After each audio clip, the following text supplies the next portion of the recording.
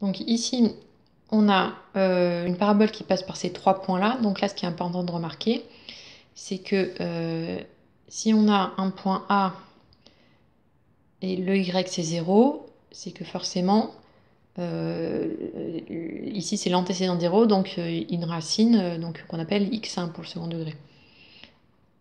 Donc du coup, on a deux points comme ça, avec un x qui a pour image 0.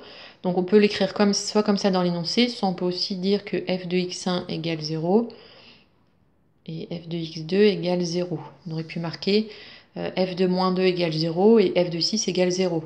Il faut aussi comprendre que du coup on nous donne le x1 et le x2. Donc du coup on connaît les deux racines.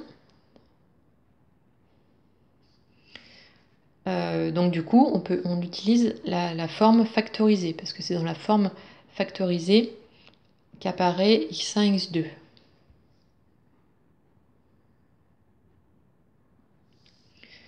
Alors donc là, on demande l'équation, on ne demande pas la fonction. Donc c'est juste la rédaction qui va changer. Au lieu de marquer f de x égale la forme factorisée, on va écrire la parabole a pour équation y égale. Si on demande une équation, ça commence par y égale. Si on demande une fonction, ça commence par f de x égale. Mais ce qui est à droite, ça reste la même chose, quoi qu'il arrive. Donc ici, la forme factorisée, c'est petit a x moins x1, x moins x2. Donc du coup, petit a, on ne le connaît pas. X moins, alors x1, on sait que c'est moins 2, donc moins 2, ça fait plus 2. X moins 6.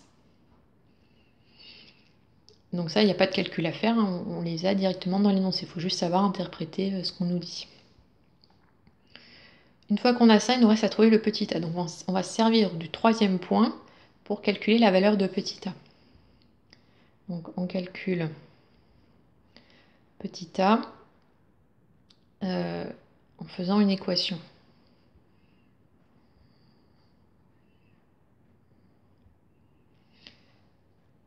Donc ici, on sait que pour x égale 0, y égale 24. Donc je vais remplacer les x par 0, le y par 24.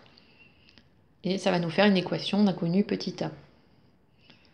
Donc on a le point C qui appartient à la parabole. Donc ça veut dire que le y, je le remplace par 24 et le x, je le remplace par 0. Donc ça fait 2, ça moins 6, donc 2 fois moins 6, ça fait moins 12. Donc je divise par moins 12 et ça fait donc petit a égale 24 sur moins 12. Et donc petit a égale moins 2.